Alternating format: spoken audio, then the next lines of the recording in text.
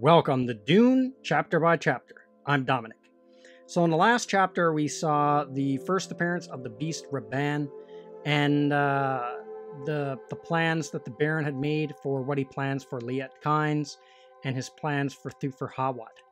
And how he's going to use the beast to completely steamroll the population of Arrakis until he's absolutely hated. And then he's going to double cross the beast Raban and have introduced Fade as the savior. He's the one that's going to save the population from the beast. And so that was what happened in the last chapter. Now in this one, we are again, it picks up with Paul and Jessica in just making their way out of this brutal sandstorm. They find the right wind draft to get up into, and it launches them up out of the storm and out. So they're actually able to escape the storm, but their ornithopter is quite a bit beat up, so they have to make a crash landing on the desert floor. And this, of course, is going to attract a worm. So they have to be prepared to bolt out of there. So they land it as close to rock as they can get and then jump out as they crash land on the sand. And so they both escaped Ornithopter, and then they run to some outcropping of rock. And they've only got a few hours left before it's daylight. So on Arrakis, where it's such a harsh, brutal environment, is you travel by night, but you sleep during the day. So you don't move during the day, and because it's just too hot, and so it's way too much. It's much more dangerous. Plus, they're being hunted by Harkonnens, so you're harder to spot at night as well. And so they decide that they're gonna rest there for the night, and they go into this outcropping, or it's almost like a fissure inside the rocks around them. They go down in there, but as Paul's sliding down in there, him and his mother, a sand slide gets triggered, and his mother gets buried, and Paul loses their survival pack. He actually, when he realizes his mother got buried, he panics and he throws the pack, and that gets buried as well. So anyway, in this chapter, well, when all this is going on with his mother being buried with the sand and him losing the survival pack, this is where he uses his Bene Gesserit training, the training of his mother, kind of kicks in because he's all panicking, doesn't know what to do, and he's kind of flustered. But then he uses that Bene Gesserit training to focus himself again, center himself, and get rid of all the emotion so he can think logically again. And then he uses that, and then he realizes, well, my mother, she's trained in a Bene Gesserit way. So the Bene Gesserit, if they're trapped in some kind of airtight spot, buried in sand like his mother is they can actually put themselves almost into a coma. So their body's not using any oxygen or using very little.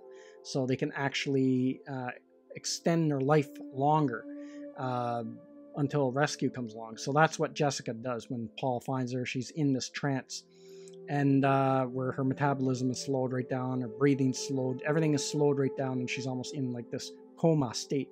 And then Paul pulls her out of the sand, and then he knows all the right words and trigger words and stuff to bring her out of that trance.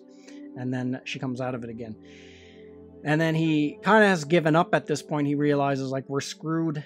We're going to die out here in this desert. I panicked when I realized you were buried, and I chucked our survival gear away, and it got buried in sand. And there's no way we're going to survive. Everything we need to survive is in that pack. So now we're going to basically die out in the desert.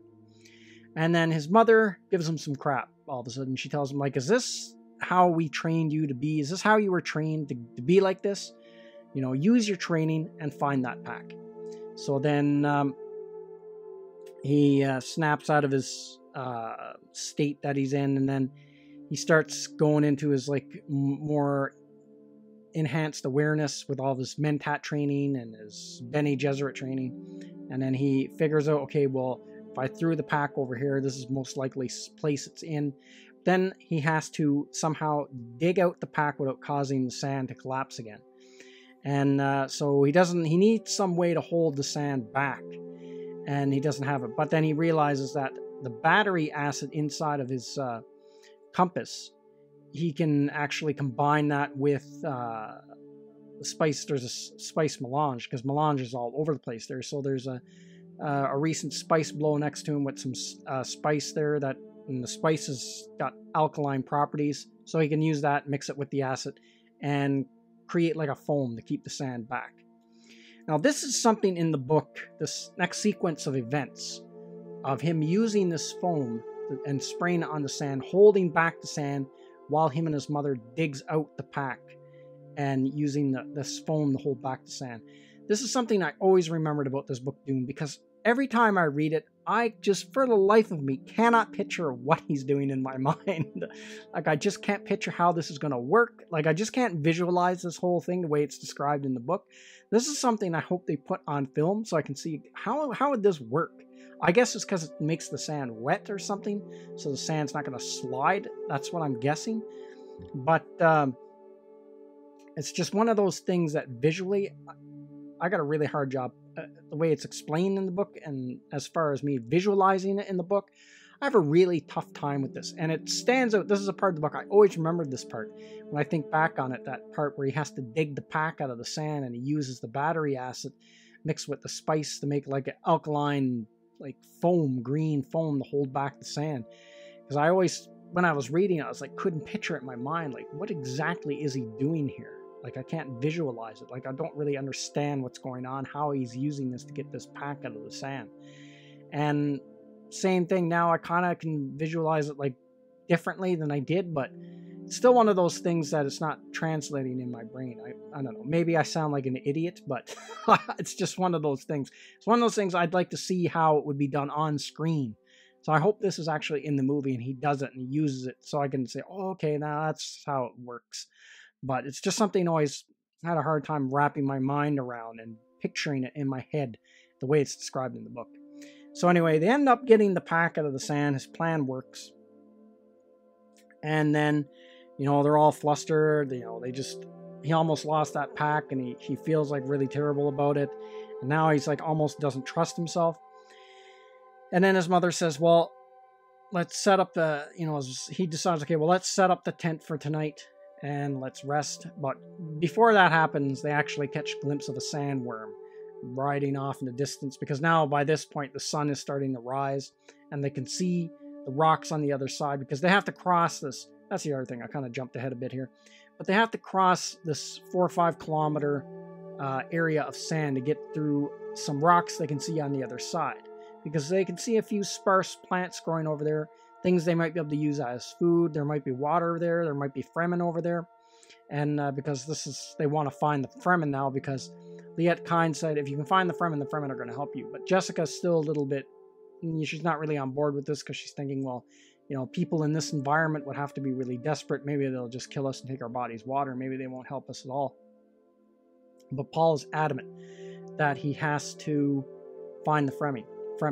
And the other thing, I almost forgot about this. I wanted to talk about this too, that happens earlier in this chapter, is Paul has almost like a deja vu moment. He imagines this whole scene as like he's been there before, when they're escaping the ornithopter and they're, traveling across the rock at night and they're traveling across the sand.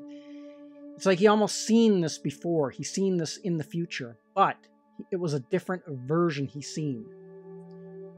In the other version, Duncan Idaho was with them. So Duncan Idaho also escaped that lab with them. And here's the interesting thing about his prescience is he can see into the future, but it's not totally set. It's like he can see into multiple futures. So he's in a different future now than what his prescience had predicted earlier on, because his prescience had kind of, what he saw into the future, Duncan Idaho had survived the attack of the Sadukar and had escaped with them when they left Liet's lab. But now they're almost in an alternate timeline where Duncan Idaho didn't survive. He got killed by the Sadukar and they're out there on their own. So that's an interesting thing, that his prescience, it's not 100% guaranteed. He can see multiple futures and he can see multiple timelines as his consciousness and his prescience starts to grow more and more powerful.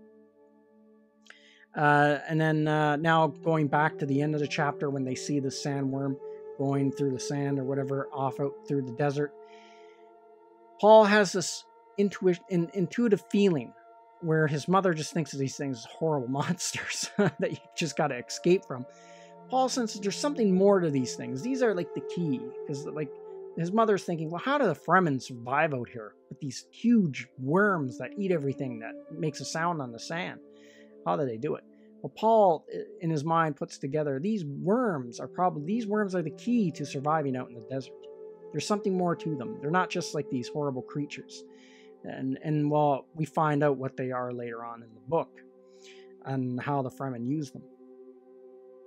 So now he sets up the tent, about to go into the tent for the day, and his mother tells him, well, now we got to do some training.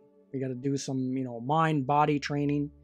And Paul's like, he gets all pissed off and like, why do we have to do that? I don't have time for that now. And his mother tells him, listen, you panicked, you freaked out, you almost lost our survival pack. You need to continue the training that you began. Just because now you're a Duke, you still have to go. Your training's not 100% complete. There's still lots of Bene Gesserit training for you to go ahead and do. And so you can completely master your body and all the muscles and ligaments and everything. Because that's the whole key with the Weirding Way with Bene Gesserit. That's what the Weirding Way is. They have absolutely 100% control over their own bodies. So they can regulate their own body temperature. They can, if they want. And this happens in one of the prequel books by Brian Herbert and Kevin J. Anderson. It's when the Baron Harkonnen makes it with Gaius Helen Mohim, and because she was actually Jessica's mother. It was that, I don't know if that's a retcon or not, or if that was the original plan. But anyway, it's revealed in that book that she is Jessica's mother, Paul's grandmother. But in that book, the Baron doesn't want anything to do with her. He doesn't want to sleep with her, but she kind of blackmails him into it. So he decides, okay, well, this is not going to be nice. And he's really horrible about it. And so to get her revenge on the Baron while they're copulating, she has such control over her body, she actually releases STD, sexually transmitted disease, because they have all these viruses stored in their bodies, the Bene Gesserit, from all throughout human history, and they can release one at will on someone if they want to, because that's how much control they have over their bodies. So that's how the Weirding Way works, and that's why they're such formidable fighters and stuff like that, and that's how Paul ends up being such a formidable fighter. And so Paul's kind of reluctant, doesn't want to do it, but then you're right. I freaked out through our pack. I do need more training, so that doesn't happen again. So that's where the chapter ends with that there. And another good chapter. And like I said, this is a chapter that always stuck out in my mind. I always remembered this chapter because I always had trouble picturing how he got that pack out of the sand and how he got the acid thing going and stuff and making the foam. So anyway, that's everything I got to say in this video. Let me know what you think in the comments section, and I will see you at the next one.